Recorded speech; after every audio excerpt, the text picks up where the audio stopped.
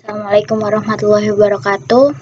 Balik lagi bersama kami dari kelompok 2. Di sini saya akan memposting program perpangkatan menggunakan pemrograman yaitu di aplikasi Qt. Sebelumnya saya akan memperkenalkan kelompok saya terlebih dahulu. Kelompok saya terdiri dari Ardina Sinta Pitaloka dengan nomor induk mahasiswa 2016 301 0051. Saya sendiri Hanifah Ainun Majid dengan nomor induk 2016 301 0072 dan Mila Kemalasari dengan nomor induk 301 0073. Dan kali ini postingan saya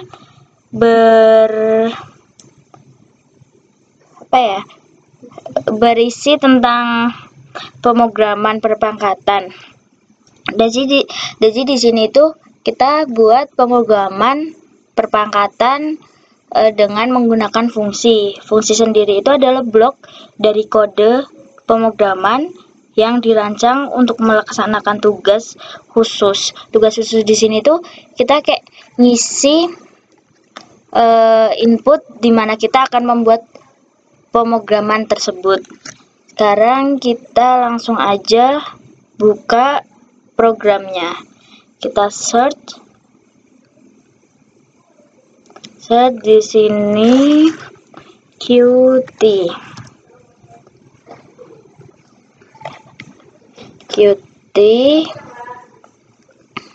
Kita buka, kita tunggu prosesnya. Emang agak lewat.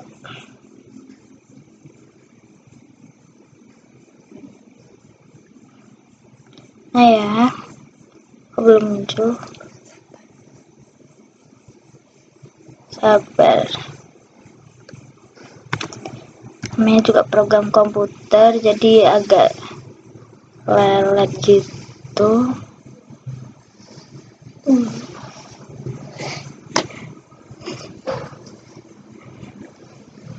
Kita tunggu. Nah, programnya udah berjalan. Di sini kita nanti di program ini kebanyakan kita close salah satunya. Ini bukan salah satu lagi, udah kebanyakan banget. Oke. Ntar kita tunggu karena tadi bukanya nggak sabar, terlalu banyak jadi kebanyakan. Ntar kita tunggu, masih loading. Wow, banyak sekali.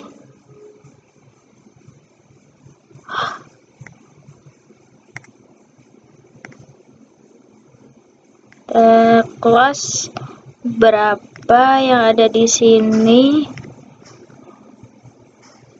Kita close. Kalau enggak kita buka salah satu aja, nggak usah di close. Kita di sini ada beberapa menu yang disediain di aplikasi Qt, tapi di sini kita langsung aja buka new project. Kita bikin project baru, kita klik console application, kita terus pilih choose. Kita namain nih di sini. Kita di sini namain tugas pemrograman 3 perpangkatan. Kita next lagi. Kita next, finish. Terus tunggu bentar, dia akan muncul seperti ini. Lalu kita akan buat outputnya. Di sini kita dalam memudahkannya saya buat biar sejajar. Nah, kita buat list di sini atau buat outputnya. Kita pakai integer. Kenapa kita masih pakai integer? Karena emang disuruhnya seperti itu. Kita pakai integer, kita masukin input. Oh ya, soal yang diberikan oleh dosen itu yaitu x faktorial pangkat y. X faktorial pangkat y itu kita cari inputnya, kita cari x faktorialnya dulu, baru kita input lagi ke perpangkatan y-nya. Kita masukin, kita di sini inputnya semau kita, tapi di sini saya menggunakan inputnya 5. Kita tulis lagi integer i. Integer i ini sebenarnya buat apa ya, kayak variabel. Di sini kita buat variabel saja, itu seperti pemisalan, jadi nggak apa-apa, terserah. Kayak nanti teman-teman mau bikin integernya, variabelnya selain i juga boleh, tapi di sini kita pakai i. Kita juga bikin integer variabel lagi dengan menggunakan j. Terus kita bikin lagi integer. Nah, variabel x, dalam variabel x sama dengan 1 ini untuk inputan inputan faktorialnya. Inputan faktorialnya itu kita menggunakan x sama dengan 1. Lalu kita bikin lagi untuk pangkat y-nya. Oke, variabelnya sudah. Terus kita bikin rumus di sini. Rumusnya itu pakai for. For ini digunakan untuk membuat rumus matematik. Jadi kalau teman-teman mau bikin rumus gitu, kita itu pakai variabelnya yang for, karena for itu untuk memasukkan input rumus. Kita pakai for. Rumusnya adalah i sama dengan 1. Terus titik koma itu penting banget. Terus kita bikin i kurang dari di sini agak gelap.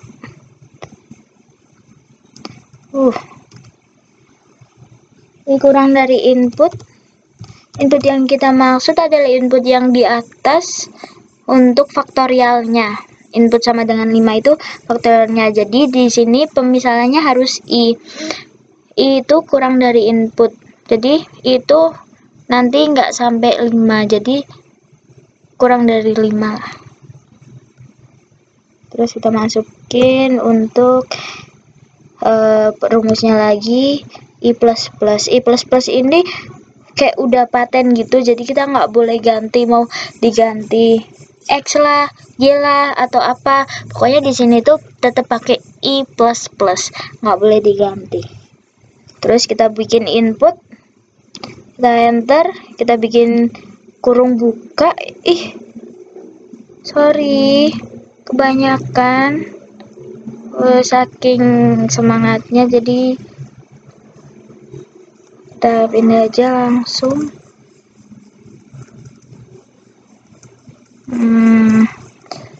Agak lambat, maaf ya. Kita bikin kurung awal untuk membuat input, kita enter.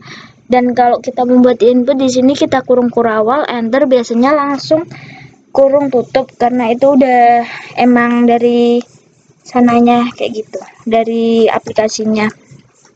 So kita bikin lagi x sama dengan x kali i. Ini itu untuk apa ya?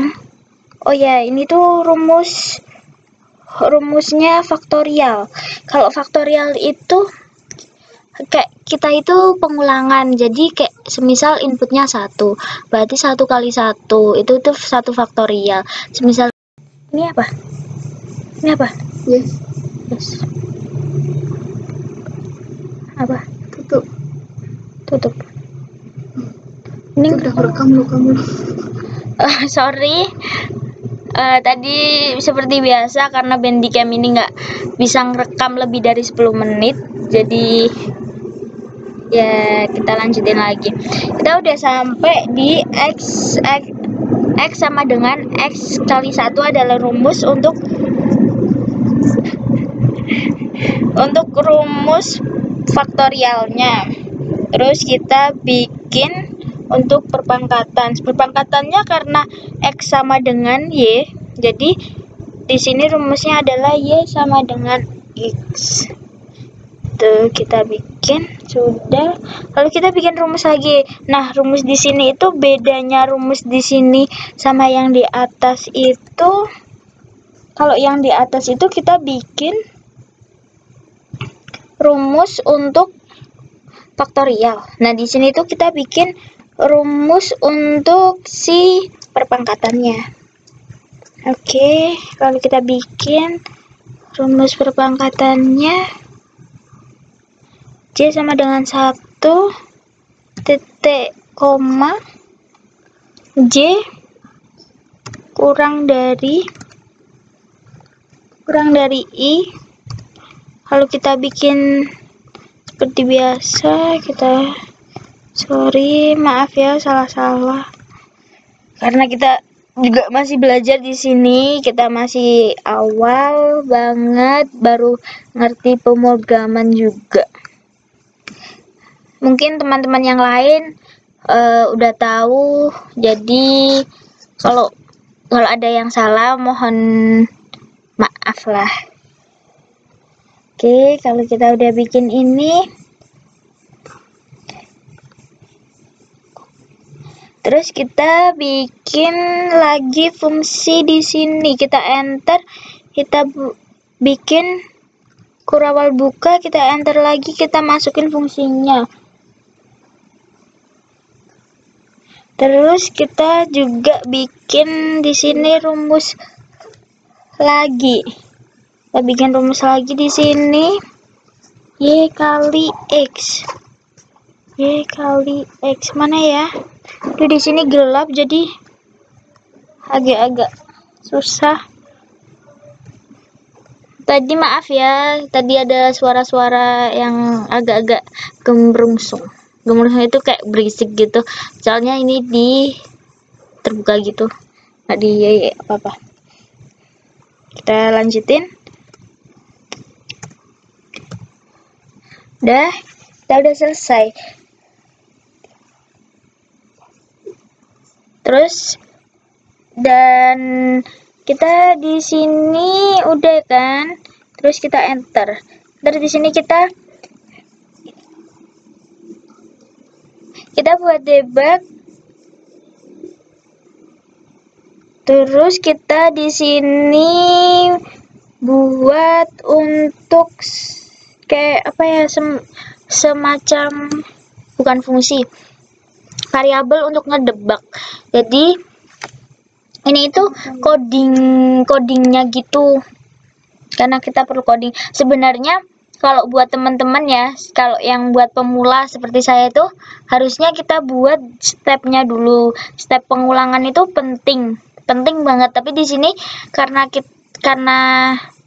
waktunya agak nggak memungkinkan, jadi saya nggak nulis stepnya di sini. Nanti mungkin, tapi sebenarnya saya nulis stepnya, tapi di oret-oretan dulu. Itu penting banget dalam pemrograman, kita butuh oret-oretan, itu penting banget. Jadi buat nggak lupa, apalagi pemula kayak kita gitu. Kita bikin itu dulu, key debug dalam kurung ini langsung. Terus dalam ini sebelahnya, terus sebelahnya kita tulis lagi kayak gini, tanda apa ya, tanda kurang dari gitu. Kita masukin inputnya, udah petik atas kita langsung ini, jadi nggak satu-satu depan petik atas, itu langsung jadi tengah-tengahnya kita langsung nulis apa yang kita mau. Nilai faktorial. Nilai faktorial sama dengan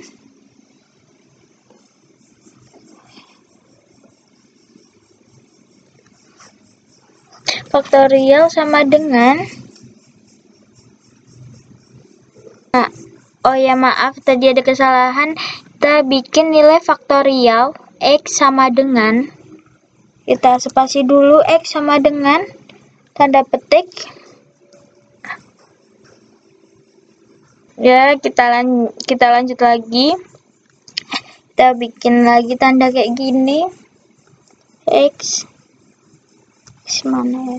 Ini, terus kita bikin tanda seperti ini lagi, maaf. Terus petik koma, kita masukin nilai pangkat dari X sama dengan petik outputnya. Kita bikin outputnya adalah Y titik koma. Sudah, di sini udah kita lihat ini pemrograman kita jadi atau enggak. Kita build terlebih dahulu. Kita build, kita save all, build. Kita tunggu karena ini masih proses.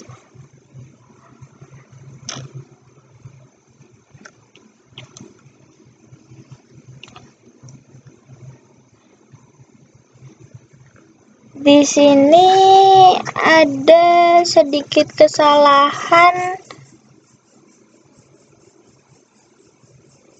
Ya, ada kesalahan di sini. Ada kesalahan. Kesalahannya di line 19.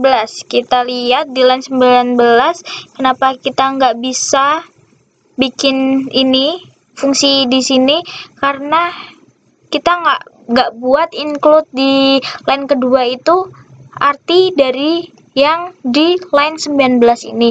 Jadi kita bikin di sini pagar include. Jadi include ini mencakup apa yang kita buat.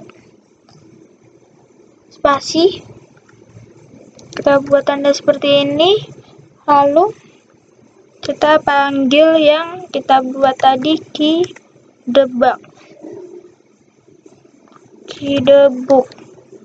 Nah, seperti ini. Kita build lagi, kita lihat masih ada kesalahan atau tidak. Kita save all, kita tunggu prosesnya.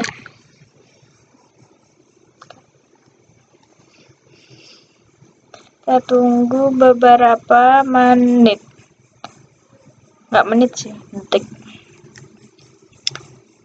Nah ya, kita tunggu.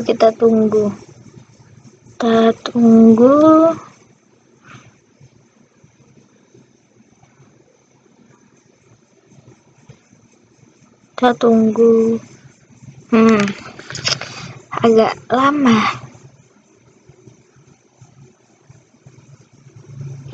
Di sini kita tunggu. Mana ya? Kok lama ya?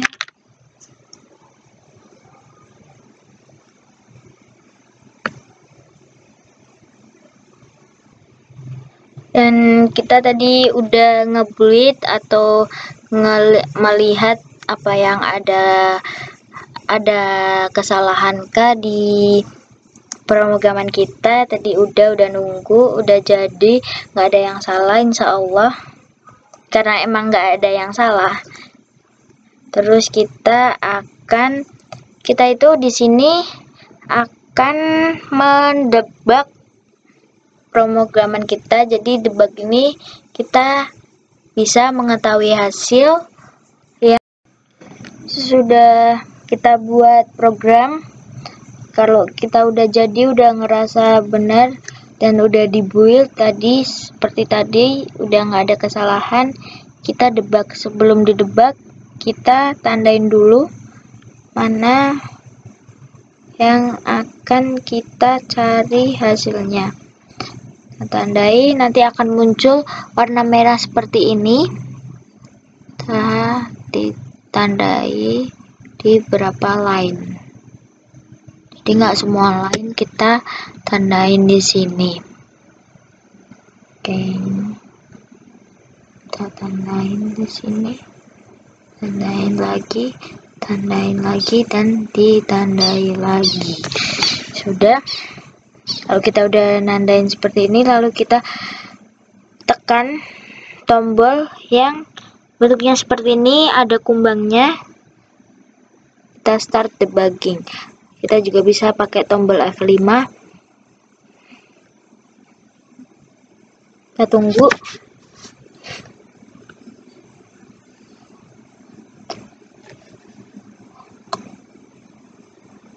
Kita tunggu sampai ininya berjalan.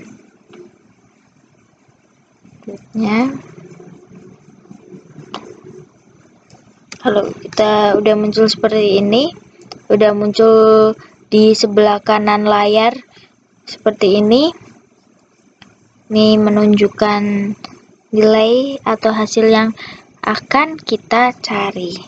Lalu kita start debug, kita debug lagi, dan di sini kursor atau panah kuning ini akan berpindah dari line yang kita tandain tadi. Tapi kalau ditandai atau panah ini artinya belum kita eksekusi, jadi belum kebaca apa yang kita perintahkan. Kita debug lagi biar bisa baca hasil dari perhitungan program ini. Kita debug lagi, akan muncul hasil seperti pada kanan layar. Kita debug lagi, dia berpindah ke line 20. Kita debug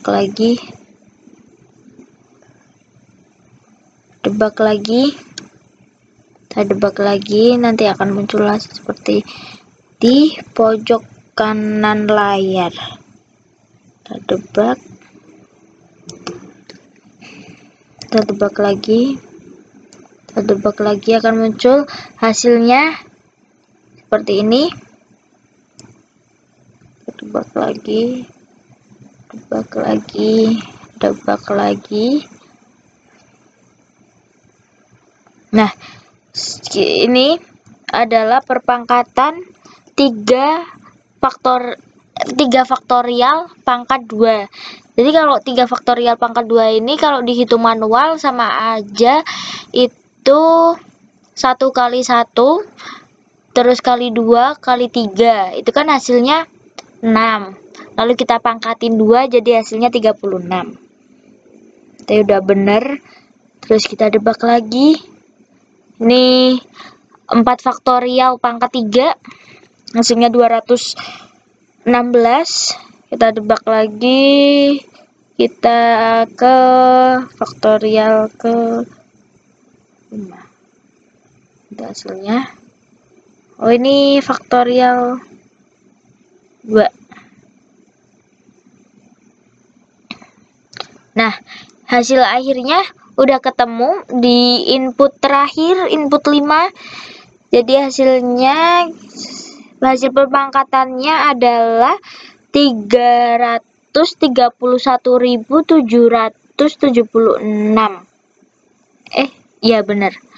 Terus hasil dari faktorialnya adalah 24. Kita udah selesai. Kita debug lagi. Selesai. Udah selesai. Terus kita tekan tombol stop untuk mengakhiri debug. Kita pencet tombol ini. Kalau sudah dan selesai tugas pemrograman tentang perpangkatan dan faktorial atau pengulangan, kita tutup jendelanya karena ini udah di save, jadi udah tersimpan secara otomatis. Nah, dan terima kasih. Mohon maaf bila ada salah-salah kata, salah-salah penjelasan, kurang jelas di tutorial kali ini. Mohon maaf yang sebesar-besarnya. Wassalamualaikum warahmatullahi wabarakatuh.